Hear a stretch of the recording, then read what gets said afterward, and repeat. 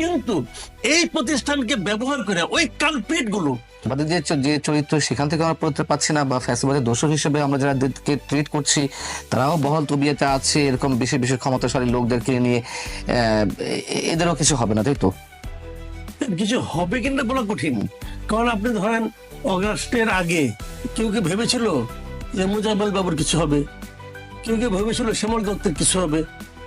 কেউ ভেবেছিল নঈম নিজামের মতো লোকের কিছু হবে? এরা তো আবার সবসময় ভালো থাকে। আমি যদি এই বসুন্ধরার মতো যে ব্যবসায়ী প্রতিষ্ঠান আবার আছে, ভালো থাকতেও পারে তারা। নঈম নিজাম যে সার্ভিস দিয়েছে বসুন্ধরাকে, আমার তো মনে হয় যে আপনার সরকার যখন যদি একটা গণতান্ত্রিক গভর্নমেন্ট চলে আসে ভোটের মাধ্যমে, যদি এরা যদি এই অবস্থান যদি চেঞ্জ হয়, যখন নাকি 5 বছর মেয়াদি চিন্তা করবে বসুন্ধরা। এখন তো বসুন্ধরা চিন্তা করতেছে শর্ট টার্ম প্ল্যান, কিন্তু অ্যাডহক ভিত্তিতে কাজ চালাচ্ছে তারা। যখন তারা লং টার্মে একটা কাজ নঈম নিজামকে নিয়ে আসবে, নঈম নিজামের মতো এত অনুগত ভৃত্য সে পাবে না জীবনেও, পাবে না। তো এরকম লোক তাদের দরকার আছে। এবং শুনেন ভাই, আপনি একে ধরছেন কেন? ডালপালা ধরে তো লাভ নাই, মূল গাছটাকে বলেন না কেন? মূল গাছটা যতক্ষণ থাকবে, এই ডালপালায় কোনো না কোনো স্বর্ণলতা না হোক আরেক লতা ইনায় বিনায় লতায় লতায় বাঁচার চেষ্টা করবে। আপনি কিন্তু গাছের মধ্যে যে অন্যান্য লতানো গাছগুলি হয় সেটা নিয়ে চিন্তা করেছেন? আপনি চিন্তা করেন গাছটা নিয়ে। গাছ যতক্ষণ থাকবে, এক লতার গাছ কাটবেন আরেক লতা ওখানে বাইরে বেয়ে উঠবে। এগুলো তো আপনি লতা পাতা নিয়ে টানাটানি করতেছেন, কিন্তু গাছটা তো আছে। গাছের কিছু হয়েছে কিছু গাছের 10টা প্রতিষ্ঠানের নাম তালিকাভুক্ত করছে তো দেখলাম 10টা প্রতিষ্ঠানকে তারা ধরবে। গভর্নমেন্টকে ধরার জন্য ওইভাবে চেষ্টা করছে। কি করতেছে তারা? যেটা করতেছে বড় জয়, যেটা করতেছে বন্ধ করে দিচ্ছে। ভাই বন্ধ করে দিলে আরেক সমস্যা। আমি আপনাকে বলি, যেমন ধরেন আমি একটা ছোট্ট এক্সাম্পল দেবো। এই 10টা প্রতিষ্ঠানের মধ্যে সবচেয়ে নটোরিয়াস গ্রুপ আপনি কারে বলেন? এসআলএমকে বলবেন, তার তো আপনি সে তো চলে গেছে। ধরে যাক বসুন্ধরাকে ধরি আমরা, বসুন্ধরার লোকটাকে তো আপনি নিয়ে জেলে ঢুকেছেন, ভালো করছেন, সে অনেক অন্যায় করছে, এর তো কোনো সীমা নাই। কিন্তু বসুন্ধরার যে প্রতিষ্ঠানগুলি আছে, মানে আপনার বসুন্ধরা না, সরি বললাম বেক্সিমকো, আমি বেক্সিমকো সরি বসুন্ধরা, ঠিক আছে, বেক্সিমকো। বেক্সিমকো যে ধরেছেন, সালমান রহমানকে ধরেছেন। এই যে বেক্সিমকোর তো অনেকগুলো প্রতিষ্ঠান বাংলাদেশে আছে। কত লোক আছে বেক্সিমকো প্রতিষ্ঠানে? মিনিমাম 70,000। এই 70,000 লোক বেক্সিমকো চাকরি করে। আপনি প্রতিটা পরিবারে যদি 4 জন করে হয়, কত লোক চাকরি করে? তো এখন আপনারা কি করা উচিত? আমি সরকারকে বলবো, আপনি সালমান রহমানকে ধরেন, শাস্তি দেন, তার যে প্রতিষ্ঠান যেগুলো আছে ওগুলি 1 নম্বরের লোকগুলি চাকরি করে। যে টাকা দিয়ে সে প্রতিষ্ঠানটা করছে ওই টাকাটা কার? রাষ্ট্রের টাকা। এখন আপনি কি এমন কিছু করবেন যাতে নাকি প্রতিষ্ঠানগুলো বন্ধ হয়ে যায়? নাকি আপনি করবেন? আমি মনে করি এই প্রত্যেকটা প্রতিষ্ঠানের দায়িত্ব সরকার একজন করে অ্যাডমিনিস্ট্রেটর হাতে দিয়ে দেওয়া উচিত। অ্যাডমিনিস্ট্রেটর থাকবে, সে চালাবে প্রত্যেকটা প্রতিষ্ঠানকে, এবং আয় ব্যয়ের হিসাব সে দিবে, কোনো অর্থ যেন বাইরে চলে না যায়। ঠিক আছে? বেক্সির মতো আপনি করছেন, ধন্যবাদ। আর কোনটা করছেন? বসুন্ধরা করছেন, উপজেলা করছেন, আর কোনটা করছেন রে ভাই বলেন? নাবিল গ্রুপে করছেন, কোনটা করছেন? কোনটাই করেন নাই। সে তারাই চালাচ্ছে। কেন চালাচ্ছে? এই সময় তো শাহ আলমের মুখে শফিক রেহমান চাইলেই কেন কেক তুলে দিতে পারবে? শাহ আলমের থাকারই কথা না আছে। তো আন্ডারস্ট্যান্ডিং হয়ে যায়, কার সঙ্গে কার হয়, কিভাবে হয়, 2 দিন পরে টের পাওয়া যায়। কিন্তু কিছু না কিছু আন্ডারস্ট্যান্ডিং তো হয়েছে। উপজেলা কর্মীর সঙ্গে আন্ডারস্ট্যান্ডিং হয় নাই, হয়েছে তো ভাই। মজার ব্যাপারগুলো আমি দেখে আপনাকে ইন্টারেস্টিং ইন্টারভিউ। গত কয়েকদিন ধরে আপনি পত্রপত্রিকা দেখবেন যে কালের কণ্ঠ এবং বাংলাদেশ প্রতিদিন হঠাৎ করে দেখলাম একটা নিউজ। কি নিউজ? যে সিমিন রহমান এবং তার ছেলের দুবাইয়ে বিলাসবহুল বাড়ি। চোখে পড়ছে কি না আমি জানি না, বিলাসবহুল বাড়ি আছে সিমিন রহমানের। প্রথম আলো বিরুদ্ধে লেগেছে এখন।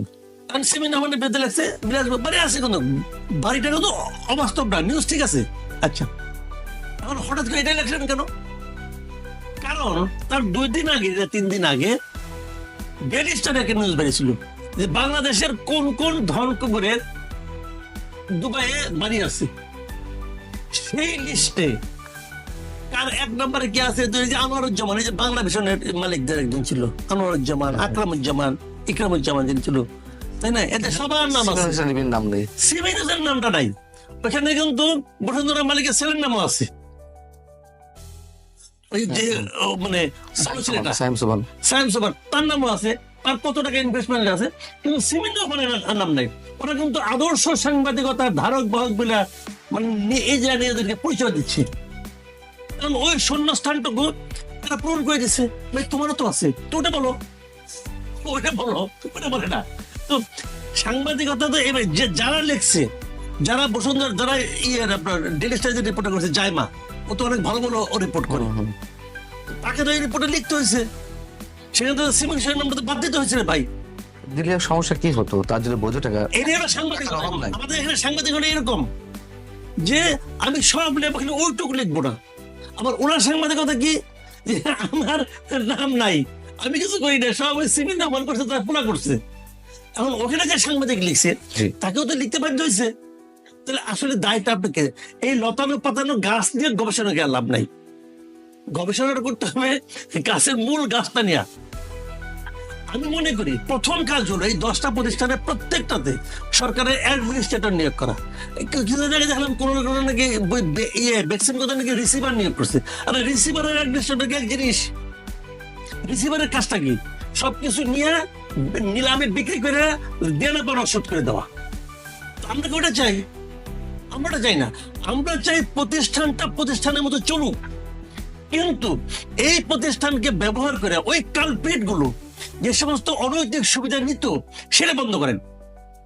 এটা জনগণের প্রতিষ্ঠান হয়ে যাক, প্রয়োজন গভর্নমেন্ট টেক ওভার করুক, একটা প্রতিষ্ঠান বন্ধ করে কোনো ব্যাপার না। কিন্তু এখানে কি হচ্ছে, সে চালাচ্ছে, তাকে চালাতে দেওয়ার অর্থটা কি, সে তার মতো করে জিনিসগুলো সাইজ করতেছে।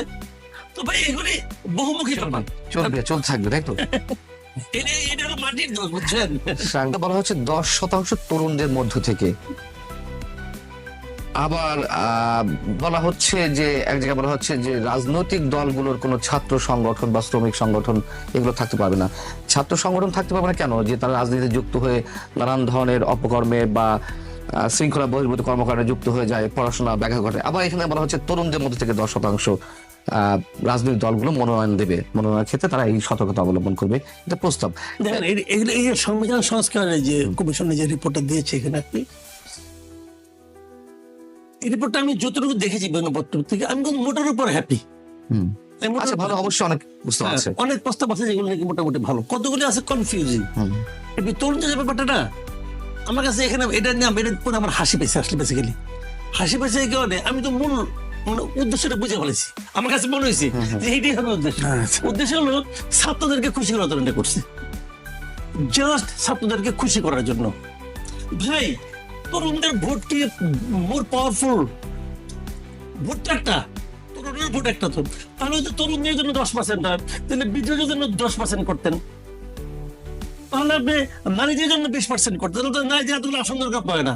আপনি বলেই দিতেন যে 300-র মধ্যে এই 100 আসন, এই 100 আসনে কেবল মেয়ে, যেটা ইন্ডিয়ায় আছে, কিন্তু ইন্ডিয়ার কোনো কোনো রাজ্যটা আছে, যে মনে করুন ওই আসনের মধ্যে এই 100 আসন তারা নির্ধারণ করে দেবে যে এখানে কেবল নারীরাই প্রার্থী হতে পারবে।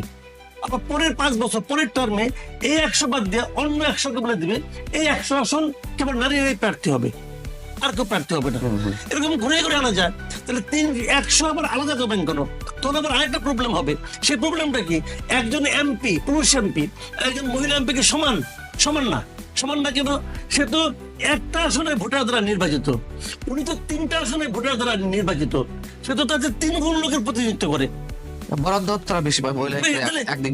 এই বিষয়গুলো তাহলে আপনার এখানে ডুপ্লিকেশন হয়ে গেল না? একই আসনে মহিলা তাহলে আপনি ওটা করে দেন।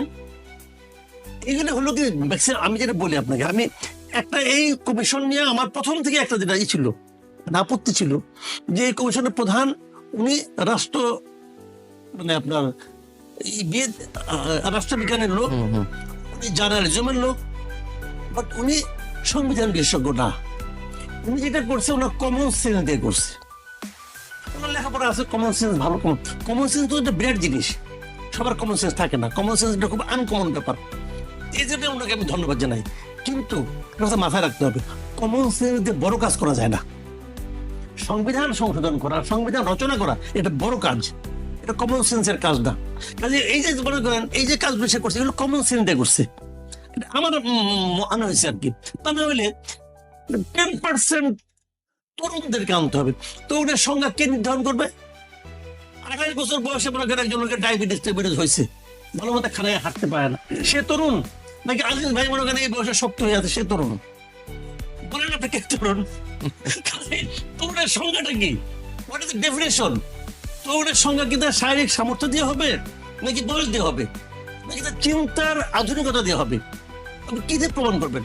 এগুলো হলো জোড়াতালি মার্কা প্রস্তাব, এটা আমার কাছে যেটা মনে হচ্ছে আর কি।